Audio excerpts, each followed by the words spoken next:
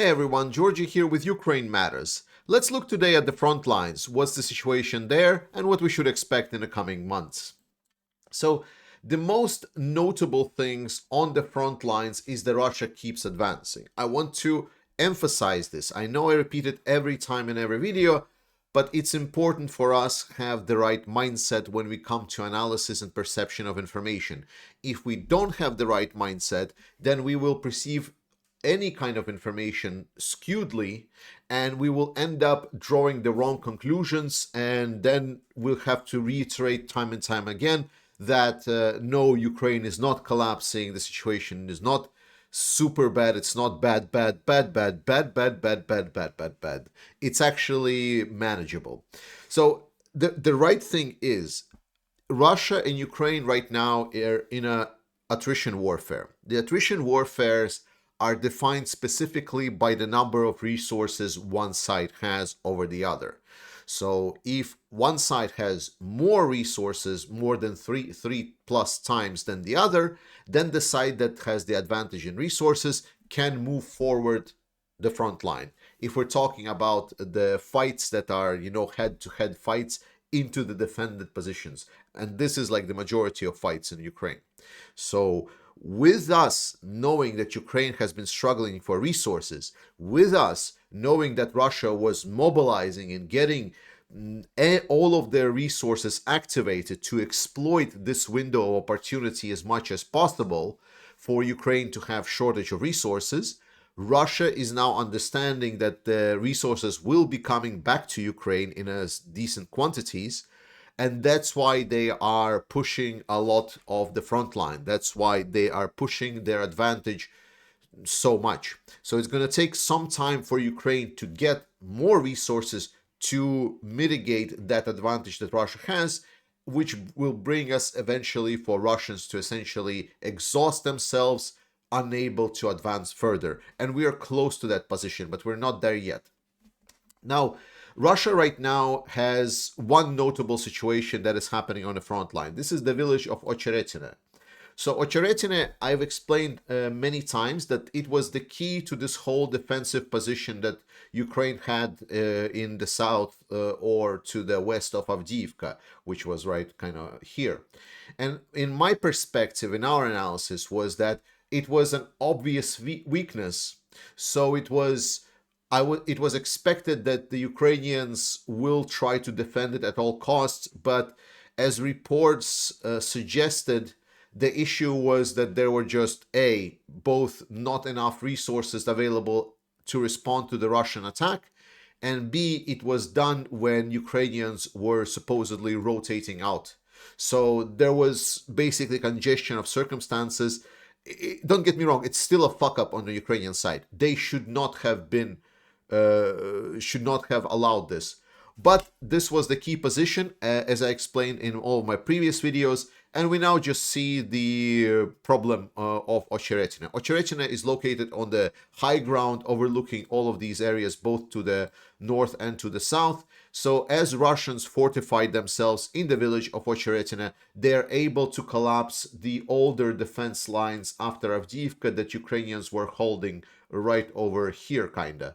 And so Ukrainians should not have ever let the Russians cross through. So we will see Russians continue their advancements towards both the south and the north from Ocheretine, essentially expanding the salient. I'm expecting Ukrainians to fall back to the natural defensive barriers, so somewhere around these lines.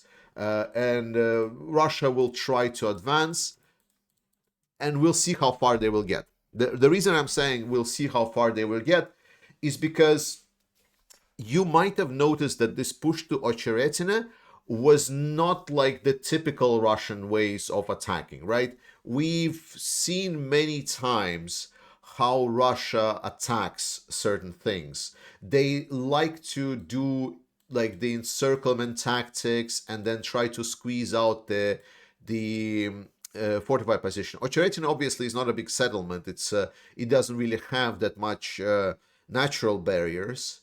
In a sense of like not natural, but I mean like urban barriers. So there's not a lot of buildings there's not like industrial zone or anything. So defending the Ocheretina was pretty important, but it's not the most defendable positions ever.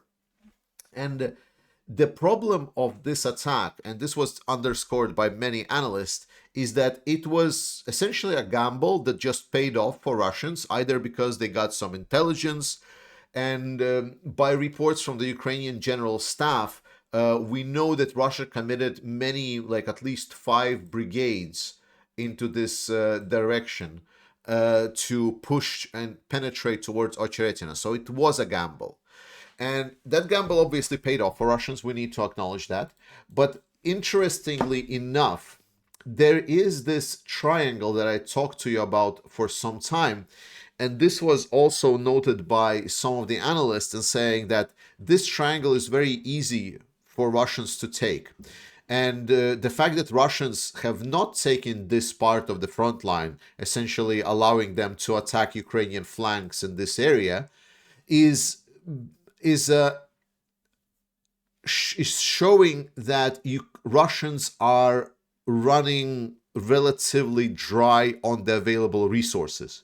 So they cannot just attack on the white flank anymore. They need to make more smarter moves with the resources that they have available.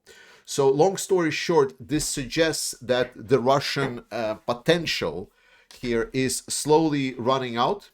They do have some additional reserves in the area, but our expectations should be that Russians will exhaust themselves somewhere by the end of June, July. That's my bet. And I think this will correspond well with Ukrainians finally receiving the help in relatively high quantities, so they're able to repel Russians. If this is going to happen sooner, it's great. If it's going to happen later, then it's not as nice. Then a lot of people are talking about Chasiv Yar around Bakhmut area. And Chasiv Yar is a big fortress. If you look at the map, you already see that there's a lot of like lakes and swampy areas, plus there are hills around Chasiv Yar. It's on the hill as well. So it's a tough nut to crack. Like, that's what we need to understand. And I looked extensively, and I explained to you that there is this kind of natural barrier that is probably fortified by Ukrainians with mines and everything. And the only thing that Russia can relatively easily take in the village of Chasiv Yar is this zone right here, which is called the, I believe it's called the Channel District or something like this. If it's wrong, please correct me in the comments. But even that, you see, Russian presence, while they appeared there, they were able to capture some of the parts of this area, but they were then pushed back, and right now they are not yet close to Chasiv Yar. Some news sources report that Chasiv Yar is being encircled. It's not. Chasiv Yar is very, very, very far from being captured, and Russia just doesn't have that much resources in the area. They're able to advance only because Ukraine is juggling very low available resources that they have, both in manpower and equipment, mostly in equipment. And then finally, something notable as well is something that is relatively frustrating to talk about, because people are just throwing, especially in media, they're throwing these sayings, and it's like, oh, the front line was broken and Russia proceeded forward. So let's for our sake kind of establish certain things. So let's set up 3 different types of the ways that interaction can happen. So there can be an advancement. This is in this kind of warfare. And this is not the military theory. This is just for our understanding generally. So an advancement in this kind of warfare, if we imagine that there is like a front of Russians and front of Ukrainians, an advancement would be Russians essentially, or Ukrainians, if it's the advancement the other way, pushing the other side away from their current frontline positions. So taking some kind of minor settlement, or taking like a forest strip with fortifications, that would be an advancement. Then the second one would be like a localized breakthrough, or just like a local breakthrough. A local breakthrough would be something like Ocheretina. So there is a key defensive position, that is dominant within the area, and losing that position for Ukrainians or losing for Russians the other ways would cause significant trouble for the whole defensive. So then the defensive position in the local area would be compromised, and Ukrainians would need to, fight in less favorable conditions, right? Because the fact that Russians took Ocheretina doesn't mean that you just get all of that. That's not happening. They still need to fight for every meter of this. So it's not going to be easy, and it's not as fast as some of the pro-Russian shills would let you believe. So that would be something that could be constituted a breakthrough. Now, a breakthrough in a front line or penetration of the operational encirclement is something that we've seen in this war so far only once, which was the Kharkiv offensive.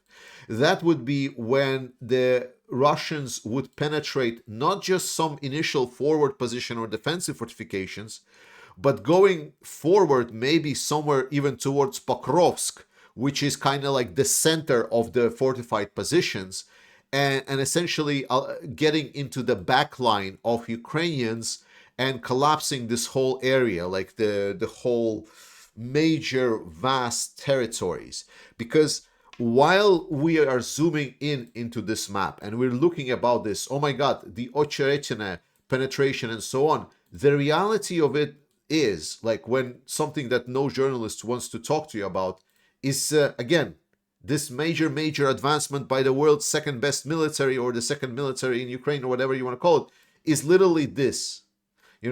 That's the penetration, right? And the conclusions that some of these sources are drawing is that, oh my God, this is gone, therefore Russia is about to essentially do this and color all of that. And that's a little bit silly. So why am I making this statement? Is because there has been now appearing also statements that Russia is penetrating and about to penetrate the front and moving towards Kupiansk. This is the area of Kupiansk. What happened in reality? In reality, the situation in Kislevivka worsened, right? So look here. I'm gonna circle. Look, this is like a couple of days of Russian attacks. Oh, they were able to capture a village. And it's being called a penetration. So that's what's happening on the north front for the Russians. Let's not dwell on that. But I hope this gets you a little bit more knowledge on why it's important. So what's going to happen next? Well, right now Ukraine is in a dire straits because they don't have a lot of resources, right? So we acknowledge that. So Ukraine will start receiving these resources, and they will start supplying these resources to the forces on the front line. So we will see in the coming months, as Russian offensive is going to slow down, so they will still get some kind of maybe villages, there will be some names thrown here and there, but the Russian offensive will start, they will start running out of steam, because the weapons, the relationship between how much stuff Russia has compared to how much Ukraine stuff has is gonna go down, and we're gonna get back to the situation where there was a parity. After that, Ukrainians will continue receiving and building up their supplies. So should we expect major offensive by Ukrainians? In generally speaking, no, not in 2024. Why? Because to do something in this war, you need resources. For Ukraine, if Ukraine wants to have an offensive campaign, a good way to think about it is that they need to have a second army ready, which they don't have right now. So they will need to prepare that second army, not just in manpower, not just having people, which Ukraine also needs to get in, but also getting these people trained and supplied. So what we will see is that with the help that Ukraine is going to get, once they stop the Russians, they're going to continue supplying the troops on the front line, but they will take certain percentage of that, like, I don't know, like a 5 or 10% or 15% cut of the supplies, and they're going to put it in a storage piles, and they're going to start trying to build up the new second army for the potential big strategic offensive. A general thought is that Russia has their own resources in Soviet stockpiles for this kind of war for about 1.5 to 2 years. And we talked extensively about that maybe it's a little bit too optimistic for Russian estimates, that maybe it's going to be a lot less. But it's still a good time frame to work with. And for Ukraine, that would be the time that they would want to essentially engage their second prepared army as well. So when the Russian supplies run low, when they, instead of getting their own stockpiles being supplied all the time from the scrap yards and storage facilities of the Soviet Union, they will have either to expand their own production more extensively or try to get purchases from North Korea, China, and whatsoever. So make things really, really uncomfortable for Russians. That would be the time for Ukraine to strike in any kind of a big offensive action. And Russians understand that. They understand that they're on the clock. That's why they are pushing right now to break the spirit. They tried to break the spirit of us in Europe, in US. They failed miserably. We have recovered. We have recovered about everything. We're now back to supporting Ukraine, which is great, and support for Ukraine is rising. So Russia failed very, very significantly on that, probably one of the most, if not the most crucial. The only second kind of approach that they still have is try to sow discourse in the Ukrainian society. And this is the current work that Russians are doing. They're trying to shake the grounds for Ukrainians so there is less support for fight against the Russians. This does not work as well as Russians are hoping because, well, if you bomb civilian cities, that causes a lot of interest into defending that country against the Russians.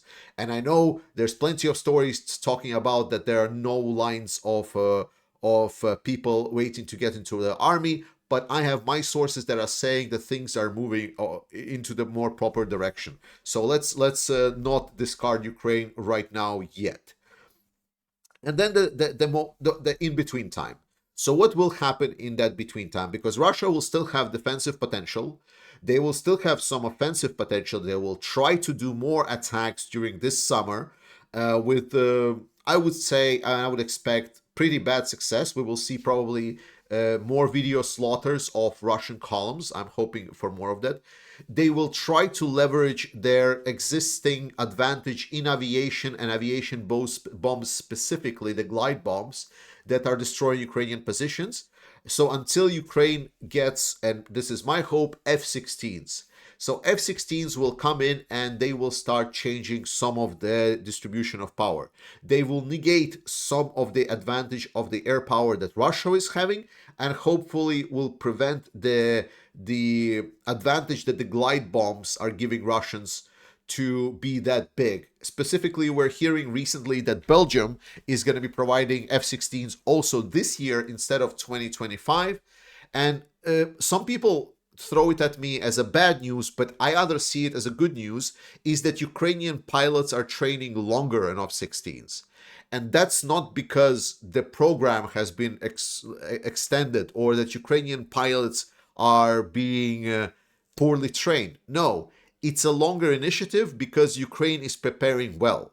The sources that I have are stating that Ukrainians are running through the full program. They are not cutting corners like they did with the preparation for the offensive last year, where they prepared the offensive brigades for the offensive actions, but then the offensive brigades needed to jump into the trenches and defend the positions, and they didn't know how to do that. So the pilots are not cutting any corners. Additionally, there are definitely sources saying that the supplied F-16s will be with the top-notch modifications and top-notch equipment and weaponry, which is great news. So this is important. Why? Because we, the NATO powers, are mostly fighting and relying on our air capabilities. So having air capabilities, and specifically something like F-16s that can use about 95% of all the different types of munitions that we're having, is going to open an additional capabilities and stockpiles for Ukraine to use. It will definitely make Ukraine significantly more capable in doing anything. And what Ukraine is doing right now, we see strikes on Crimea with some of the ATACMS missiles, some of the drones. It is clear that Ukraine is looking at the Kerch Bridge. It's a complex operation, and they're looking to make Crimea untenable and basically remove Russian military from Crimea. And the bet is on F-16s. The bet is to prepare the ground for F-16s. Now, right now, Ukraine is just striking the anti-air assets here and there to try to prepare.